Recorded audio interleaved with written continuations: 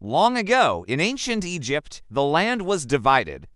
The northern part of Egypt was ruled by the Hyksos, foreign invaders who took control of the Nile Delta. But in Thebes, in the south, a young prince was preparing to change history. His name was Ahmose. Ahmose was a strong and determined leader, even though he was only a prince. When he heard that the Hyksos were stealing from the Egyptian people and oppressing them, he wanted to take action. So he went to see his counselor. "I will not let our land be broken," he said. "My father and brother fought the Hyksos. Now it is my turn.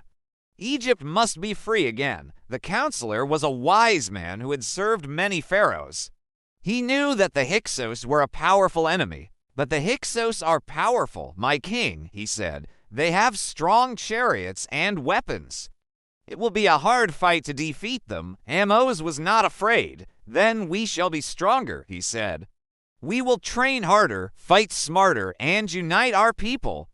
With God on our side, I know we can win." The counselor nodded. "You are right, my king. The people of Egypt have suffered for many years under the rule of the Hyksos, but now there is hope for a better future.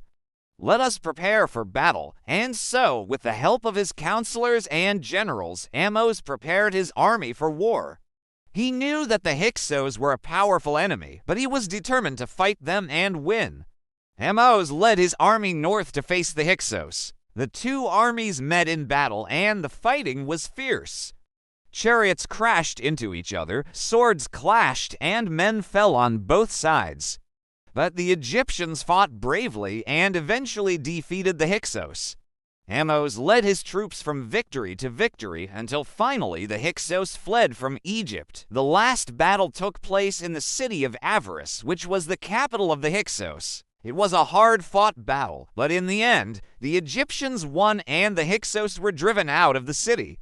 When the city was captured, Ahmose raised his sword and shouted, "The Hyksos are defeated. Egypt is free once more." His soldiers cheered and shouted, "Long live Pharaoh Ahmose! Long live Egypt!" Ahmose had kept his promise to his people. He had defeated the Hyksos and united the kingdom of Egypt once more. To celebrate their victory, the people of Egypt held a great festival. They sang and danced and made offerings to the gods. After the celebration, Ahmose began the task of rebuilding Egypt. He restored the temples that had been destroyed by the Hyksos and reopened trade with other countries. He also made Egypt into a powerful kingdom once more. Under Ahmose's rule, Egypt entered into a period of peace and prosperity known as the New Kingdom.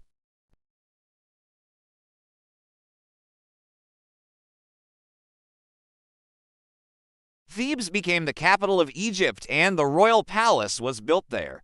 Temples were built all over Egypt, and the arts and sciences flourished. Trade was reopened with other countries, and Egypt became wealthy once more.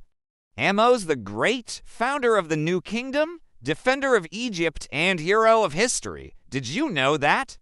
Ancient Thebes once assembled an elite military force consisting of 150 pairs of gay male lovers. They went undefeated in war. You can learn more about them through additional resources.